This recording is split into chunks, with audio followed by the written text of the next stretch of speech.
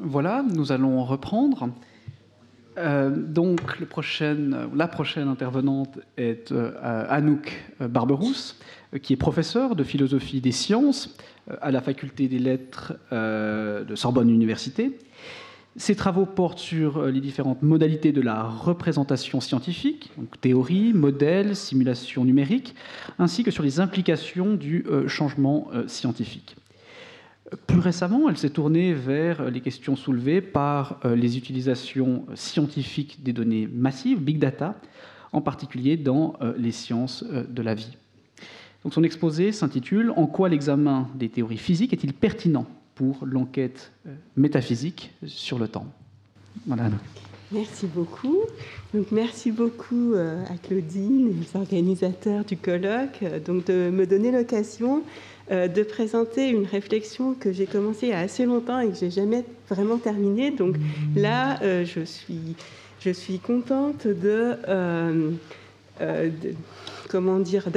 d'avoir pu avancer un petit peu sur cette question de savoir donc à quelles conditions finalement l'examen des théories physiques peut donner des éléments d'information sur les questions métaphysiques. Et donc je vais commencer tout de suite par vous présenter ce que je vais faire. Mais avant ça, je vous prie de m'excuser de ne pas avoir pu être là ce matin, enfin en tout cas au début, et ça sera aussi le cas demain matin parce que j'enseigne à ce moment-là. Alors, je vais commencer par quelques considérations un peu générales sur ce qu'on pourrait appeler le domaine de la métaphysique des sciences ou de la métaphysique naturalisée, c'est-à-dire sur la question de savoir en quoi l'examen des théories scientifiques peut contribuer à la métaphysique. Ensuite, avant de passer directement à l'application de ces considérations au temps, je voudrais présenter quelques spécificités de la représentation du temps en physique qui me semblent importantes parce qu'il y a sans doute une spécificité de cette quantité en physique qui peut avoir des répercussions sur la réflexion métaphysique.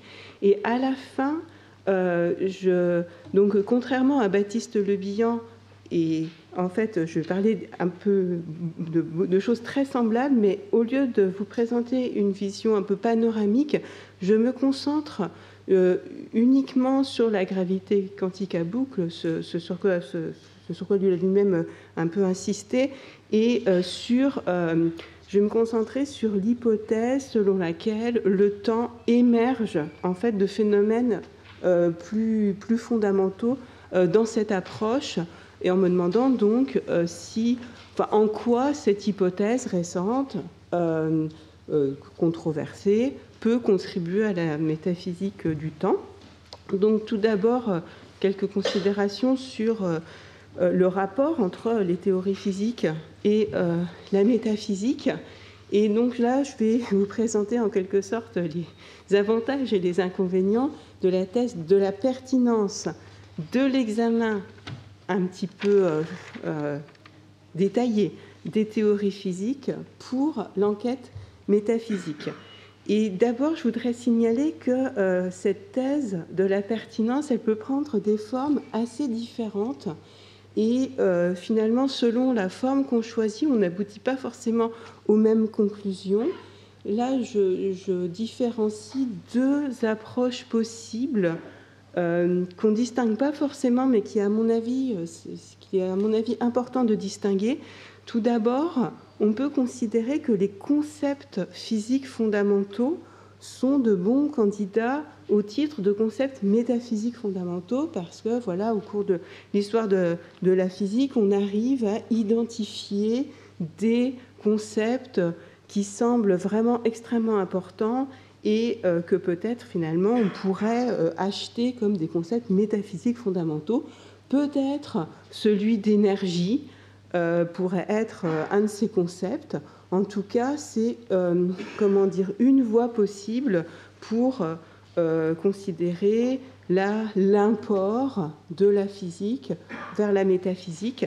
Il y a une autre voie qui est de considérer plutôt la hiérarchie des théories physiques qui s'organise, j'allais dire naturellement, bon, qui s'organise de fait en théories plus fondamentales et en théories plus dérivées. Et cette hiérarchie-là pourrait peut-être refléter la structure du monde et la structure des composants du monde et leurs interactions, et regarder les choses soit sous l'angle des concepts, soit sous l'angle des rapports entre les théories, ne donne pas forcément les mêmes résultats quand on considère que les théories physiques ont quelque chose à apporter à la métaphysique. Donc voilà, je voulais signaler cette différence. Et dans l'exposé, je choisirais plutôt la voie du rapport entre théories que la voie de l'examen des concepts, même si historiquement, beaucoup de travaux ont été faits plutôt dans la première voie. Bien. Donc, là, je rappelle un argument, un des arguments possibles. C'est pas forcément celui qui vient le premier à l'esprit, mais si on s'intéresse au temps, enfin plus précisément à l'espace-temps, c'est un argument qui peut être pris en considération, qui est que si on considère que la recherche d'une théorie physique unifiée, une théorie physique ultime, comme on l'appelle parfois, est légitime, donc ça serait une théorie fondamentale de la physique à partir de laquelle on pourrait dériver toutes les autres, ou au moins quelques autres, et alors ce projet-là ressemble fort à celui de la métaphysique, et donc là, il y aurait peut-être une convergence entre les deux projets et donc une pertinence de cette théorie physique ultime unifiée, donc peut-être la théorie de la gravitation quantique à boucle, peut-être la théorie des cordes, peut-être une autre complètement différente dont on n'a aucune idée aujourd'hui, mais qui aurait, enfin, si elle réussit à arriver, peut-être que ça serait finalement une base pour de la métaphysique, si on enlève quelques scories mathématiques qui ne sont pas interprétées, mais j'y reviendrai par la suite. Alors, la thèse de la pertinence de l'examen des théories physiques pour la métaphysique, elle ne va pas non plus complètement de soi, et il y a des objections qui sont assez importantes et dont il me semble, auxquelles il me semble qu'on doit prêter attention, même si on est partisan d'une forme de métaphysique naturalisée, une forme de métaphysique scientifique, même si on considère que, de façon générale, la physique peut apporter quelque chose à la métaphysique.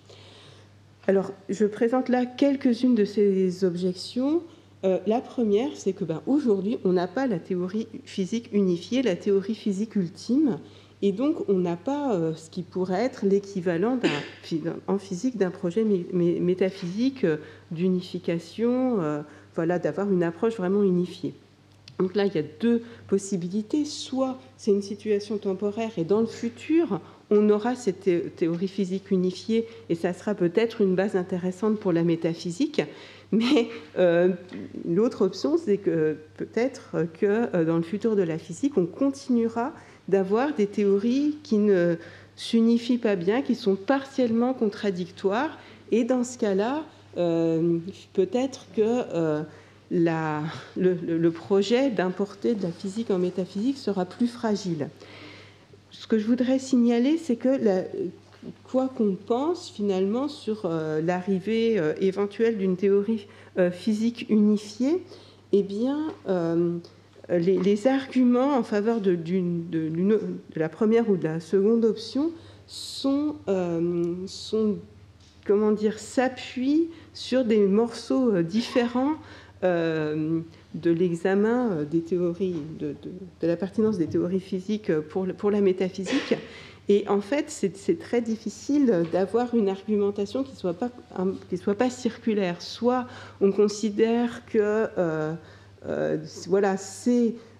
prend parti en disant la physique a quelque chose à dire à la métaphysique, et dans ce cas-là, on va dire c'est pas grave qu'il n'y ait pas de théorie physique unifiée, mais soit ou alors, on dit la physique finalement n'a pas grand-chose à dire à la métaphysique, et là effectivement non plus c'est pas grave si on n'a pas de théorie physique unifiée. En tout cas, on ne peut pas comment dire, on ne peut pas avoir une argumentation uniforme, et c'est sans doute un problème quand même important pour la thèse de la pertinence. Un autre problème qui est bien connu et dont je pense qu'il faut vraiment l'affronter, c'est que les théories physiques sont, comme vous le savez, écrites dans une langue qui est partiellement formelle et extrêmement difficile à interpréter. Donc cette langue étant partiellement mathématisée, et en particulier les théories à propos desquelles on peut s'interroger sur ce qu'elles disent du temps. Ces théories-là sont particulièrement difficiles à déchiffrer en quelque sorte.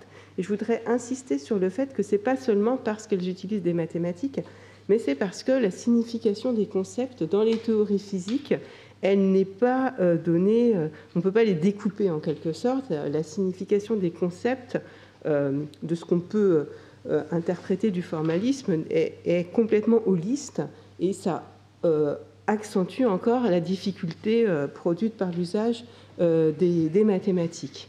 Et une façon qu'on a aujourd'hui de présenter ce problème, c'est d'essayer de trouver des critères qui permettent de séparer ce qui, dans le formalisme des théories physiques tel qu'il est là et tel qu'il est utilisé pour faire des prédictions, de séparer ce qui a un contenu physique et ce qui est juste là pour les calculs, pour faciliter les calculs, pour faire tourner en fait cette espèce de gros appareil qu'est la théorie quand on veut l'utiliser pour faire des prédictions. Donc on parle parfois de mathématiques en surplus. Ça peut s'interpréter de façon en termes de structure, mais pas forcément. Donc la question vraiment difficile, c'est de savoir si on peut vraiment trouver des critères cohérents, satisfaisants pour séparer ce qui a un sens physique et peut-être métaphysique, et ce qui est juste là, encore une fois, pour faire tourner mathématiquement la théorie.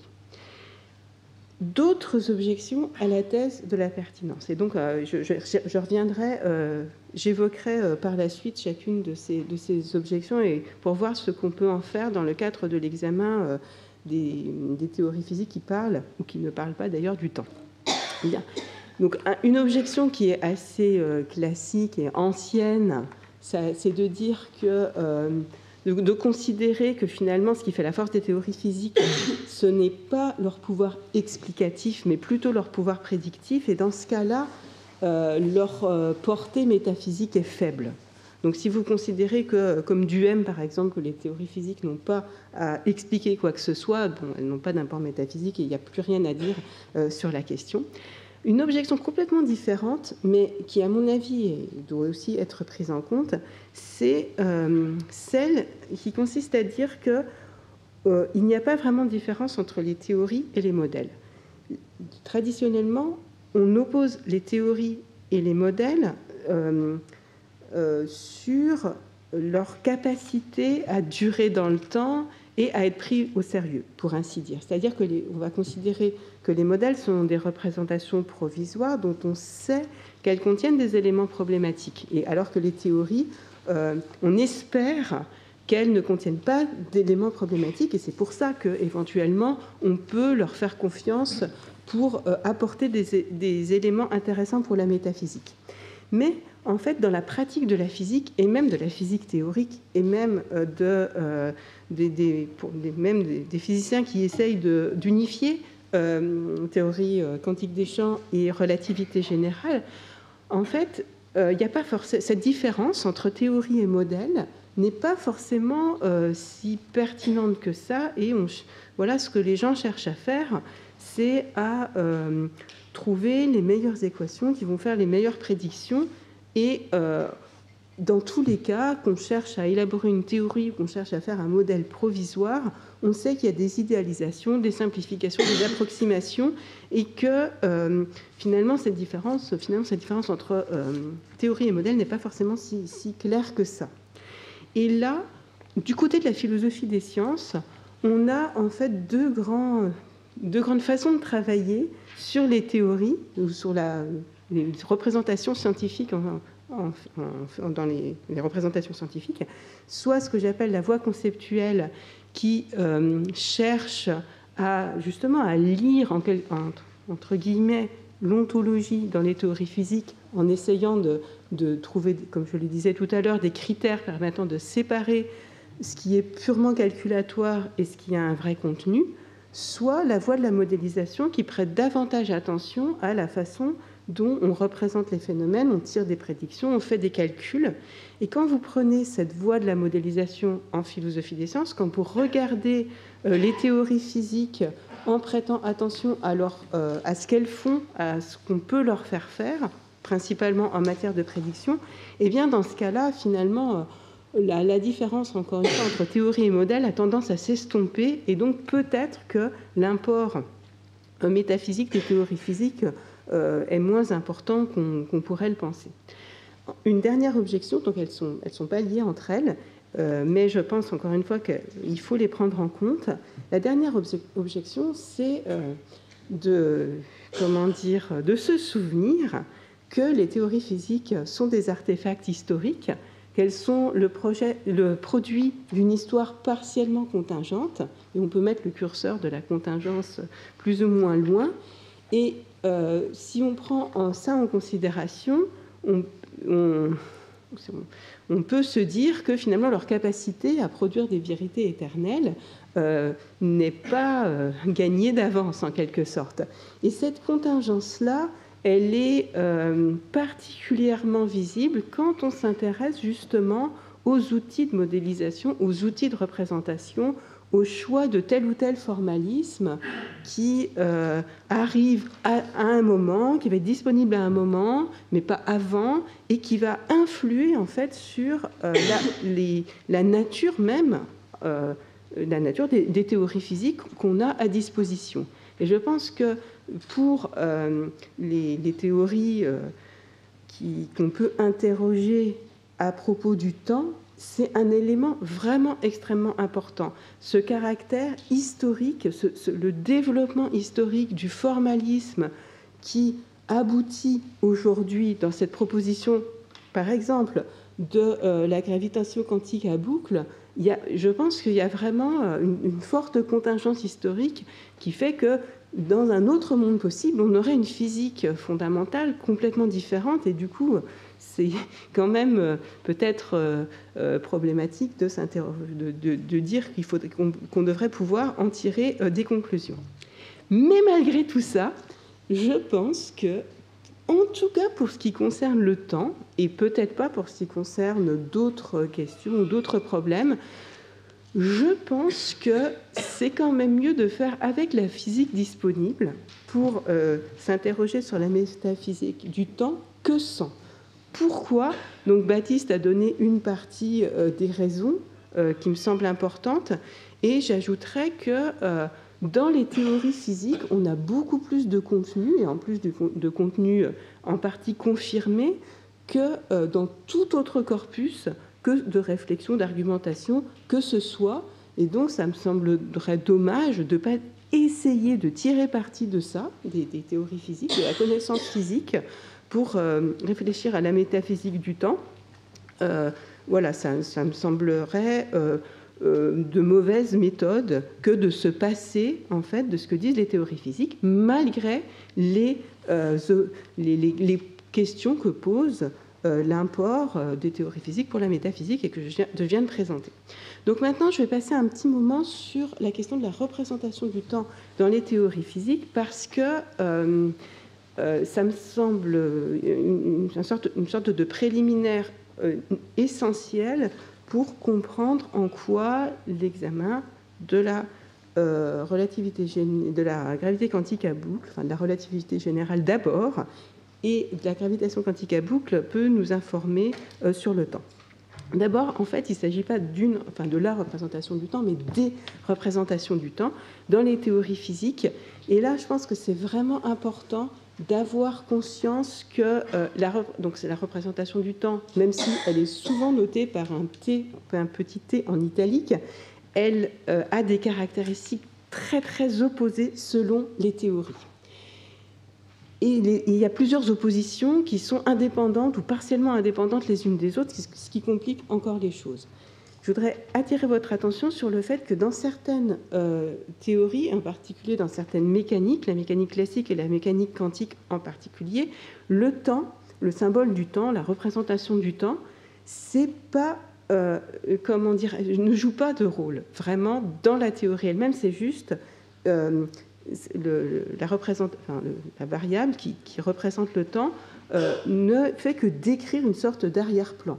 Donc le temps absolu dans la mécanique de Newton, l'espace-temps dans les théories de la relativité, mais dans la relativité restreinte, alors que dans d'autres théories, la variable, enfin, la lettre, ou ce qu'on veut, le symbole qui représente le temps, participe vraiment à ce que dit la théorie de la réalité. Par exemple, en thermodynamique, où la théorie vous dit que il y a des grandeurs qui sont irréversibles et que donc le sens du temps compte beaucoup, alors qu'en mécanique, le sens du temps, c'est complètement indifférent.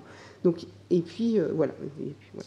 Donc ça, c'est une distinction extrêmement importante et qui est différente de la distinction entre les théories dans lesquelles le symbole qui représente le temps ne participe pas à la dynamique, ne participe pas à la description du mouvement.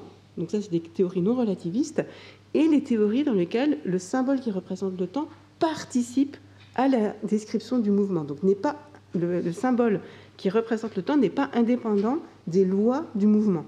Et ça, c'est dans les théories de la relativité. Donc dans ces théories-là, finalement, en particulier en relativité générale, eh bien,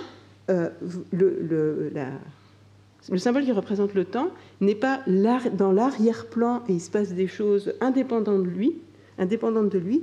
Non, dans la relativité générale, le symbole qui représente le temps participe à la description du mouvement ou du changement.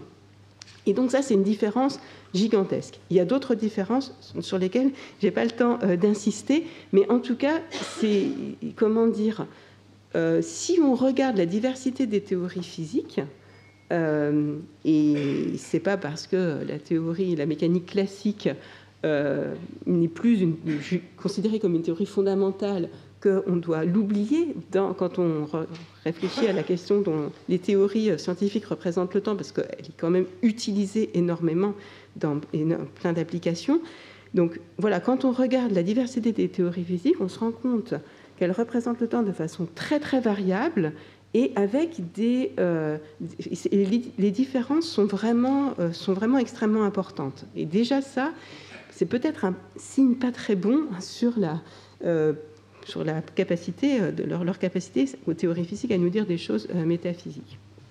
Alors, par ailleurs,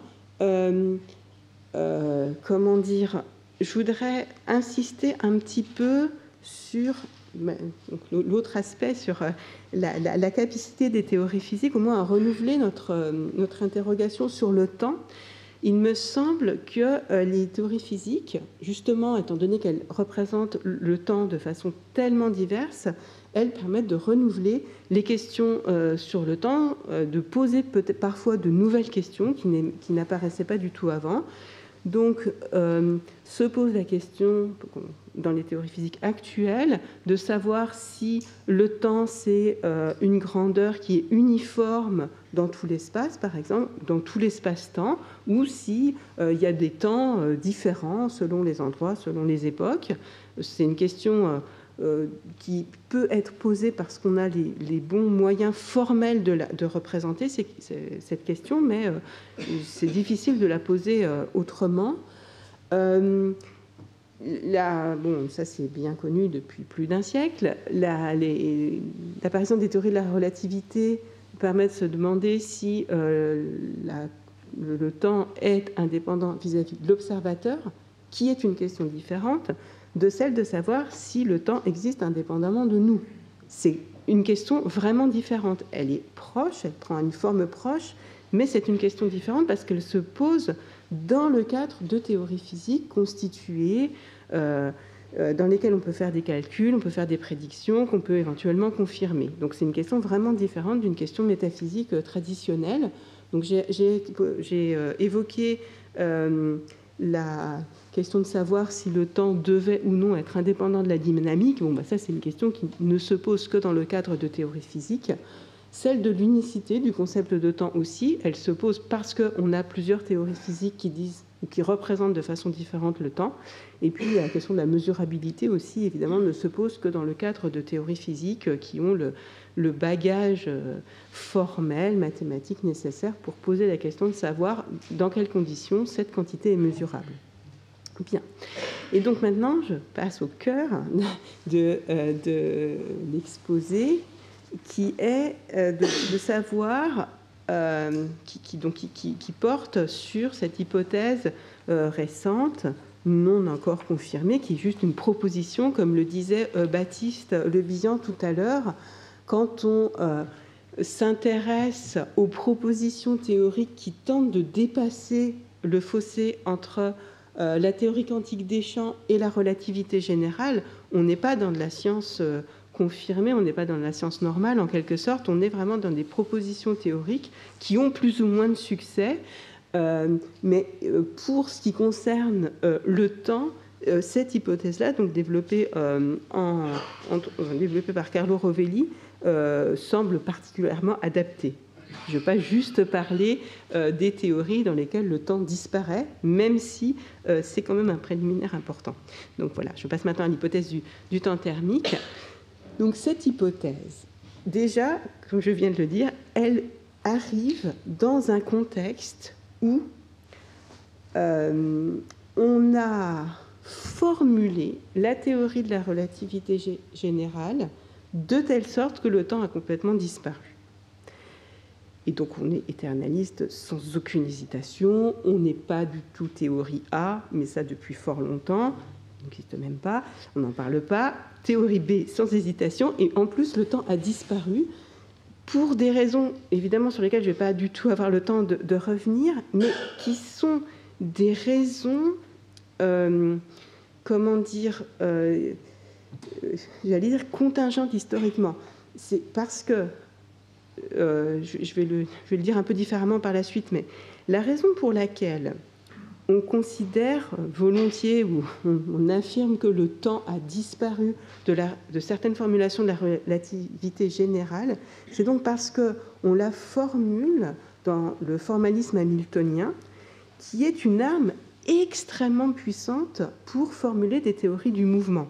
Une arme, entre guillemets, qui a été donc inventée au début du XIXe siècle et qui a vraiment transformé complètement la mécanique classique à l'époque. Et puis, on a utilisé ce formalisme hamiltonien pour d'autres théories, comme l'électromagnétisme, et ça l'a aussi transformé, ça lui a donné une généralité et une solidité théorique bien plus importante que ce qu'il y avait avant, que l'état antérieur de la théorie. Et donc, pour la relativité générale, c'est un mouvement complètement naturel que de l'exprimer sous forme hamiltonienne, étant donné que dans le passé, les théories physiques qui ont été exprimées sous forme hamiltonienne ont été bien meilleures, bien plus satisfaisantes qu'avant. Et puis, il se trouve par ailleurs que formuler la relativité générale dans le formalisme hamiltonien, c'est le seul moyen d'espérer l'unifier avec la théorie quantique des champs. Pour des raisons évidemment mathématiques assez complexes, mais ça c'est quelque chose de complètement établi. Donc il y a plusieurs raisons de formuler la relativité générale dans le formalisme hamiltonien. Il y a une raison intrinsèque qui vient de l'histoire de la physique, qui est due à la puissance de ce formalisme, à sa puissance de généralité. Et puis, il y a une autre raison extérieure qui vient du fait qu'on s'accorde généralement pour dire que c'est la seule façon, encore une fois, de l'unifier avec la théorie quantique des champs. Donc, l'hypothèse du temps thermique, elle se place dans ce cadre. Formalisation hamiltonienne de la relativité générale, et elle propose que le temps, tel que nous le connaissons, qui introduit une asymétrie entre l'avant et l'après, émerge, arrive dans certaines conditions, disons engendrées en quelque sorte par la dynamique, par le mouvement dans l'espace-temps, et à terme, mais on n'y est pas, loin de là, cette hypothèse a pour but d'expliquer pourquoi nous avons cette impression si forte que le temps passe. Donc il ne s'agit pas de revenir à la théorie A, mais il s'agit quand même au moins d'arriver à faire sortir d'une physique sans temps les conditions dans lesquelles il y a une irréversibilité thermodynamique, au moins. Bien. Et puis donc après, si on met les humains là-dedans, et voilà, ils ont l'impression que le temps passe, ils vieillissent, etc. Et donc on récupère quand même une partie des intuitions importantes sur le temps. Donc la question qui me semble importante, c'est celle donc, des critères que j'évoquais avant de façon plus générale, c'est celle des critères qui permettent d'évaluer cette proposition, donc pour ce qui concerne l'explication qu'elle donne de l'émergence du temps. Alors il faudrait examiner ces critères sur une vaste gamme de questions. Là, j'en ai sélectionné juste 3. D'abord, je voudrais quand même revenir sur la discussion sur l'éternalisme, l'éternalisme fort, parfois on l'appelle comme ça. C'est non seulement, c'est de l'éternalisme, mais c'est un éternalisme dans lequel il y a plus du tout de temps. Donc je vais parler un tout petit peu de ça.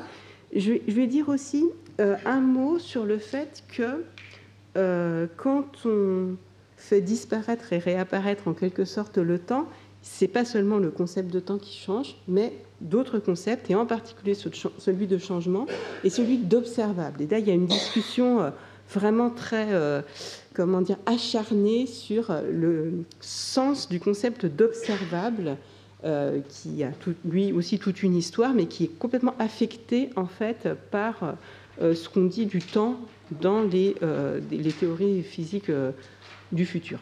Et puis, je vais terminer en disant 2 mots sur la notion de temps physique, qui est une notion que les physiciens aiment bien utiliser, et donc qui n'est sans doute pas du temps métaphysique, mais qui est leur notion pour essayer justement de séparer les éléments du formalisme qui ont un contenu et ceux qui sont juste formels ou qui sont juste des maths pour faire des prédictions.